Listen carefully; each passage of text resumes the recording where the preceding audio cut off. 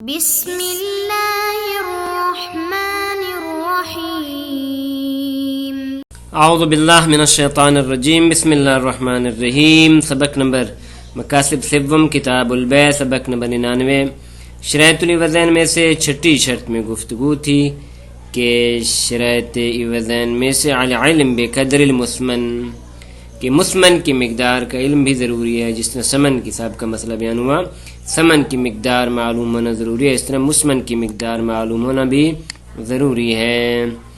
تو فرماتے دلیل کیا ہے؟ فرماتے دلیل ایک تو اجماع منقول ہے،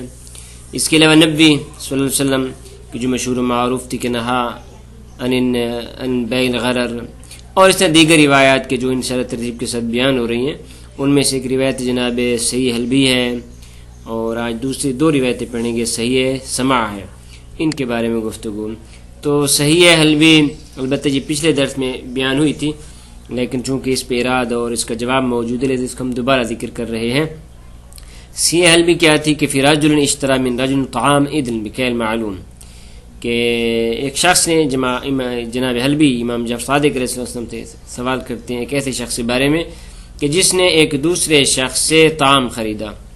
کہ جو کیل معلوم کے ساتھ تھا، وَأَنَّ صَاحِبُ قَالِ الْمُشْتَرِي، اس کے صاحب یعنی بائع نے مشتری سے کہا ابت منی هذا العید الآخر بغیر کیل، کہ یہ دوسرا میرے پاس طعام پڑا ہے، عید الآخر جو ہے، عید یعنی اس کے مساوی ہے یہ اور یہ،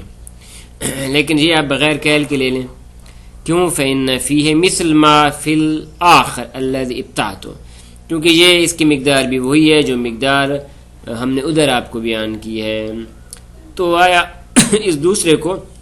بغیر کیل کے خرید سکتا ہے؟ تو قال لا یصلح الا بکیل، تو جناب نے فرمایا یہ صلاحیت نہیں رکھتا کہ اس کو خریدا یا بیچا جائے مگر کیل کے ساتھ ہی۔ نیز فرمایا قال وما کان من طعام سمیت فیہ کیلا، فرماتے ہیں وہ طعام کہ جس میں کیل ہو تو فإنه لا يصلح مجازفة، تو اس کو اندازے کے طور پہ بیچنا جائز نہیں ہے۔ هذا مما یکرہ من بیع الطعام، اس قسم کی بیع کو جناب نے فرمایا کہ ہم کراہت کرتے ہیں، اور عرض کیا تھا کہ کراہت سے مراد تحریم ہے۔ تو اب اس پہ اشکال ہے۔ اشکال کیا ہے؟ فرماتے ہیں اشکال بھی ہے جواب بھی۔ اشکال یہ ہے کہ والاراد علی دلالت الصحیح بالاجمال، کہ فرماتے ہیں یہ جو صحیح ہے مجمل ہے، اس کا جو مضمون ہے مجمل ہے۔ کس طرح مجمل ہے؟ یہی بات کہ جب جناب نے فرمایا ما کان من طعام سمیت فیہ کیلا، وہ طعام کہ جس میں کیل ہو۔ اب کیل دو صورتوں میں، ایک دفعہ یہ کہ کیل وہ کہ جو مشتری کیل کر رہا ہے، کیل خاص مراد ہے، یا ایک کیل وہ ہے کہ جو بطور عرف اس چیز کو کیل کیا جاتا ہے، یعنی ایسا طعام ہے کہ عرف عام میں اس کو مکیل قرار دیا گیا ہے، تو لذا اس کو کیل کے ساتھ ہی بیچنا چاہیے۔ یہ ایک معنی۔ دوسرا معنی یہ کہ کیل سے مراد یہ کہ مشتری نے اس کا ایک کیل کیا ہے، مثلا 1 من بنایا، اس کا 1.5 من بنایا ہے،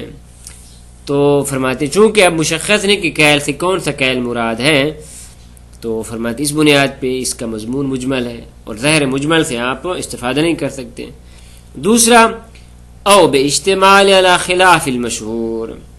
اگر آپ کا اجمال موجود نہیں تو دوسرا اشکال یہ ہے کہ یہ مشتمل ہے ایسی بات پہ کہ جو مشہور کے خلاف ہے، اور وہ کیا ہے؟ من بیانیہ عدم تصدیق البائع، کہ جناب نے فرمایا کہ آپ بیع کی تصدیق نہ کریں، حالانکہ بیع نے کہا وہی ہے جو پہلے تجھے بیچ چکا ہوں، تو جناب فرماتے نا آپ بیع کی بات کی تصدیق نہ کریں بلکہ کیا کریں؟ کیل کروائیں دوسرا۔ فرماتے ہیں یہ جو اشکال ہے غیر وجیہ، یہ اشکال صحیح نہیں ہے۔ کیوں؟ لأن الظاہر من قول سمیت فیہ کیلا، کیونکہ ظہور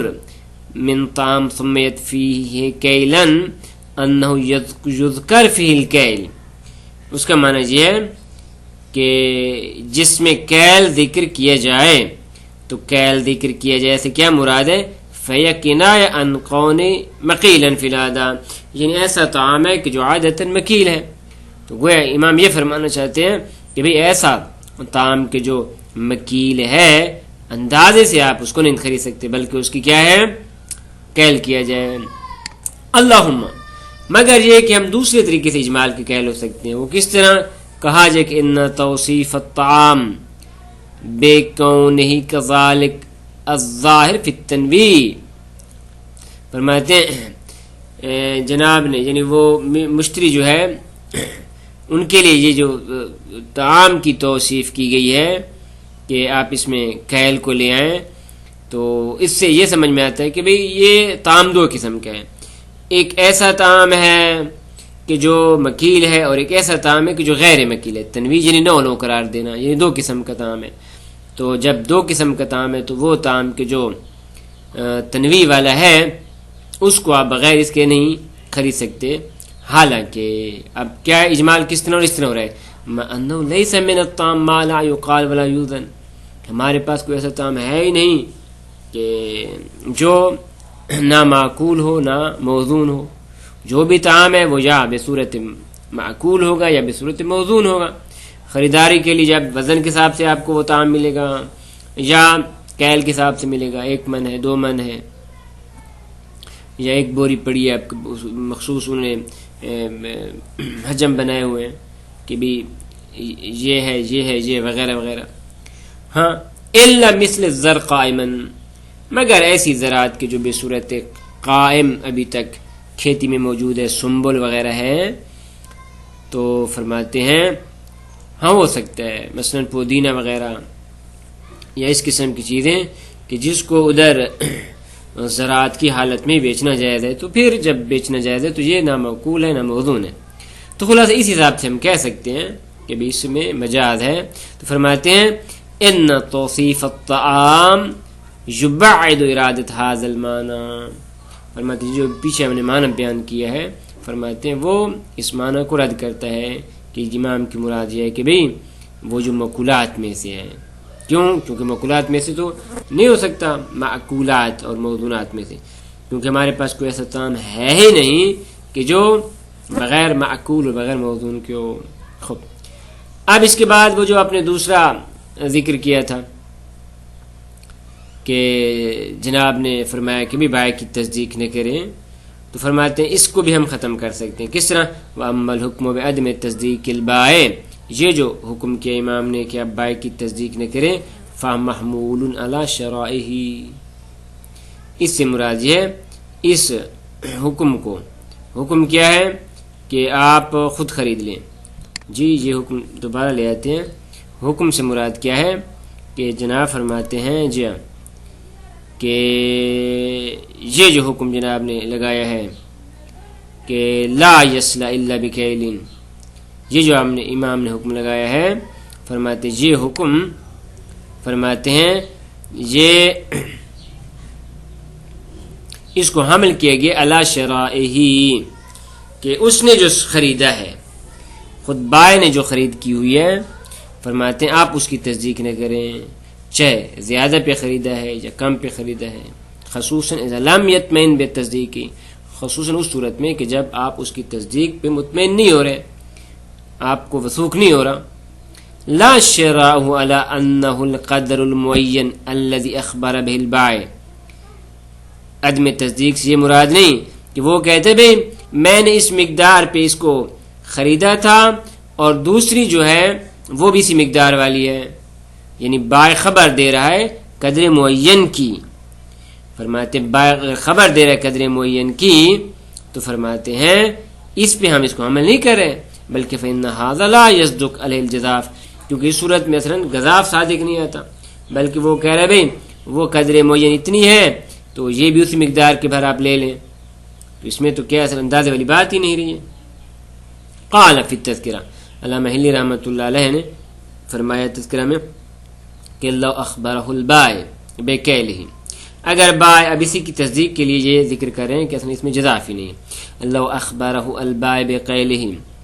بائع کہتا ہے کہ بھی میں نے اتنے من کی لی ہے، یہ مقدار اتنے من ہے، ثم باہ بذالک الخیل، اس کے بعد اسی کیل کے مطابق اس نے آگے بیچ دیا ہے، صحا عندنا، تو ہمارے نزدیک یہ بحث صحیح ہے۔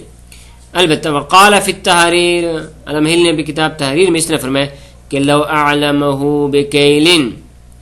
کہ بائع نے مشتری کو ایک کیل کے بارے میں بتایا ہے، لیکن کیل کے بارے میں بتایا ہے لیکن فباعہ بثمن، اس کو ویسے بیچ دیا ایک قیمت پہ، تو سواء زاد ام نقص، تو فرق نہیں چاہے اس کی مقدار اس پہلے کیل سے بڑھ چکی ہو یا کم ہو، لم یجوز، تو جائز نہیں ہے، کیونکہ یہاں پہ فباعہ بثمن، ہاں بکیلن بیچا ہو تو پھر تو ٹھیک ہے، بلکہ بیچے فباعہ بثمن، تو پس یہاں پہ غیر لازم آ رہا ہے، لذا جائز نہیں ہے۔ اما وہ کہ جو آخر میں انہوں نے بتایا تھا کہ کراہت والی جو نسبت تھی اس بیع کی طرف، واما نسبت القراہۃ الی ھذا البیع، کراہت کی نسبت اس بیع میں، فلیس فی ظہور فی المعنی المصطلح، تو فرماتے ہیں اس کراہت کا ظہور معنی مصطلح متشرع نہیں ہے، کہ جو مرجوح ہے کہ یہ پھر کیا کرے، جو عارض ظہور لا یصلح ولا یصح فی الفساد، کہ بھئی ادھر جناب فرماتے ہیں لا یصلح، تو لا یصلح اس کا ظہور تو اس میں ہے کہ یہ بیع فاسد ہے، جبکہ یہاں پہ فرماتے ہیں کہ کراہت ہے، اور کراہت سے مراد کہ فقط مرجوح ہے، تو فرماتے ہیں اس میں ایسا اس طرح کا ظہور نہیں ہے کہ لا یصلح اور لا یصح والے ظہور کے جو فساد پیدا کرتے ہیں اس کے معارضہ کرے۔ تمام شد۔ اس کے بعد فرماتے ہیں روایت سماع موجود ہے، کس طرح؟ فرماتے ہیں وفی الصحیح عن ابن محبوب عن ذر عن سماع قال سألته عن شراء الطعام وما يقال ويوزن بغیر کیل ولا وزن، کہ میں نے امام سے پوچھا ایسے طعام کی خریداری کے بارے میں یا ایسی چیزوں کے بارے میں کہ جو مکیل اور موزون ہیں، کہ جن کو خریدا جائے بغیر کیل اور بغیر وزن کے، تو یہ جائز ہے۔ فقال، تو جناب نے فرمایا اما انت اتی رجلا فی طعام قد کیلا اور وزن تشتری منہ مرابحۃ، کہ ایسا نہیں ہے کہ آپ ایک شخص کے پاس جاتے ہیں ایک ایسے طعام کے بارے میں کہ جس طعام کا پہلے پیمانہ ہو چکا ہے یا اس کا پہلے وزن ہو چکا ہے، اور آپ اس سے خریدتے ہیں اس طرح مرابحۃ کہ ہم آپ کو اتنا نفع دیں گے، بصورت مرابحہ اتنا آپ کو نفع دیں گے، تو فرماتے ہیں فلا باس، اس میں کوئی حرج نہیں ہے کہ ان اشتریتہ منہ ولم تکلہ ولم تازنہ، کہ آپ اس سے وہ خرید لیں در حالانکہ آپ نے نہ تو اس کا کیل کیا نہ اس کا وزن کیا ہے۔ ہاں اذا اخذ المشتری الاول بکیل و وزن، بشرط کہ اس مشتری اول نے کہ جسے آپ خرید رہے ہیں اس نے اس کو پہلے خرید کیا ہے کیل و وزن کے ساتھ، لیکن اب کیا ہے وقلت له عند البيع، آپ جب اس سے خرید رہے ہیں تو آپ اسے کہتے ہیں انی اربحک کذا و کذا، میں اس پہ آپ کو اتنا نفع دوں گا اتنا نفع دوں گا، تو فرماتے ہیں اس صورت میں جائز ہے۔ والدلالۃ اوضح من الاولی، فرماتے ہیں اس کی دلالت صحت بیع پہ اس پہلی روایت کی نسبت زیادہ واضح ہے۔ تمام۔ اس طرح تیسری روایت بھی بیان ہو رہی ہے، وہ کیا ہے؟ روایت ابان عن محمد بن حمران قال قلت لابی عبداللہ علیہ السلام اشترینا طعاما، کہ ہم نے امام صادق علیہ السلام سے پوچھا، میں نے پوچھا کہ ہم نے طعام خریدا، تو فزعم صاحبہ انہ قالہ، تو بائع کے گمان میں یہ تھا کہ اس نے اس کا پہلے پیمانہ کیا ہے، 1 من ہے 2 من ہے مثلا، تو لذا اس کے گمان کے مطابق فصدقناہ، ہم نے اس کی تصدیق کر دی، واخذنا بکیلہ، اور اسی کے پیمانے کے مطابق ہم نے اس چیز کو لے لیا۔ قال، تو جناب نے فرمایا لا باس، صحیح ہے، آپ کی بیع صحیح ہے۔ قلت، تو ہم نے اور سوال کیا ایجوز ان ابیہ کما اشتری بغیر کیل، کہ مولا آپ یہ فرمائیے کہ میں نے جس طرح اس کو خرید لیا ہے اب آگے بھی بغیر کیل کے بیچ سکتا ہوں، اس سابقہ بائع کی تصدیق کرتے ہوئے آگے بیچ سکتا ہوں، حالانکہ وہ بصورت گمان تھا کہ اس نے اس کا پیمانہ کیا ہے۔ قلت، قال، تو جناب نے فرمایا اما انت فلا تبع، آپ اگر آگے بیچنا چاہتے ہیں تو نہ بیچیں حتیٰ تکیلہ، یہاں تک کہ آپ اس کا پہلے پیمانہ بنا لیں۔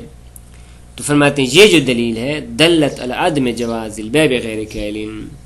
کہ فرماتے ہیں بغیر کیل کے بیچنا جائز نہیں ہے. الا اذا اخبرہ البائع فصدقہ، مگر یہ کہ بائع اس کو خبر دے، ایسی خبر کہ جو مطلب وثوق والی ہو، فقط گمان کی حد تک نہ ہو، گمان میں وہم کی حد تک نہ ہو. فصدق ہو تو فرماتے ہیں آپ اس کی تصدیق کریں اور پھر آپ کی بیع جائز ہے. وصلی اللہ علی محمد و اہل بیت الطیبین الطاہرین.